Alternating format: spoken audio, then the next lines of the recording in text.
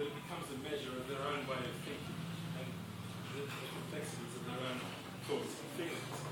So I think finally the real focus of the book is the way in which Asia focuses, concentrates, defines the emotional responses of her characters. And I think these are very varied. Perhaps the most telling one is that sense of searching for an identity, not being sure who one is. That school child I mentioned who's being educated in Indonesia reacts to her responses to these very nervous rituals of washing and numbering and counting.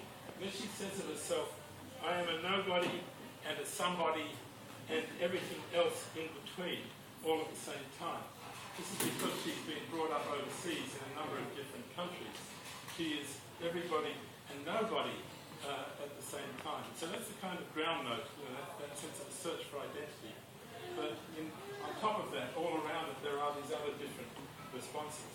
I particularly like the story called Code about a young man called Tim who's gone trekking in Inner Mongolia because his brother Lorien, who's a daredevil and constantly puts himself in danger's way, has decided that the two of them will go into this extreme landscape, which is flat and wintry and white and featureless, but in which there's a lake which, if he goes too far, the boy could break through the ice and drown. Lorien, his brother, the daredevil who organised the trip, pulls out at the last moment. So Tim, the timid one, is left to take the trek on his own. And in the course of it, he wonders about his brother's capacity to put himself in danger and to question his own timidity. And so late at night, he walks out into that white steppe, onto the lake, and goes right out into it, as if he were trying to experience what his brother experiences. It's a really interesting testament, I think, to Felicity's psychological curiosity, that she should set up a situation in which a brother tries to imagine himself into the mind of his brother. You know what I mean? An older brother, a much more daring brother, whom he admires and actually wishes to put into his place. There are many situations like that. Sometimes the couple or the individual in the story is 60, 65 years old. Sometimes it's a very young girl. Sometimes it's a 30-year-old woman in transition between jobs or between lovers. The range of characters is really quite extraordinary. I just want to say one other thing, and that is about Felicity's surrealism. Because surrealism is an essential part of engaging with a foreign culture. Because, things come at you don't understand them, they seem displaced or disjunctive. It's like being in a dream. Nothing seems in proper relationship to anything else. So you expect surrealism in stories of this kind, especially given their psychological perspective.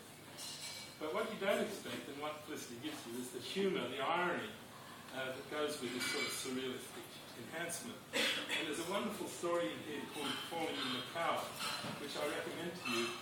It's about an Australian young woman who's part of a troupe of dancers, really, working in Macau, and her job is to impersonate Marilyn Monroe's famous JFK birthday speech, the one where she pops out of the wedding cake and sings, in a husky voice, happy birthday to you.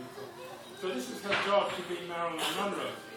And she's accompanied in this by a fellow entertainer called Larry, who's from Ipswich, who gets dressed up as a woman and whose distinction is that he can sing fluently in Mandarin and Cantonese in a high sort of voice.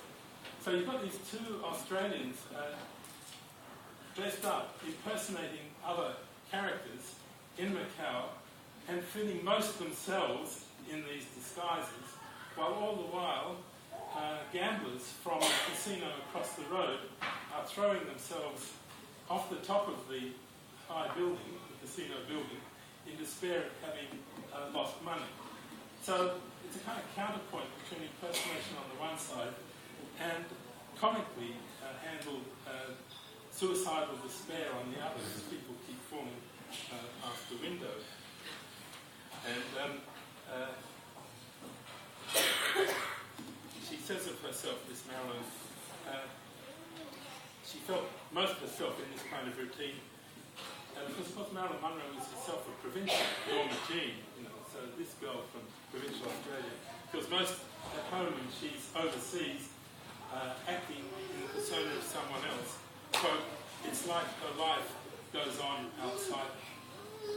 So in launching the book, which I'm really pleased to do, I'd just like to commend it to you as a description of what our lives are like when it takes place outside ourselves in situations far from our own. Felicity, it's a great book.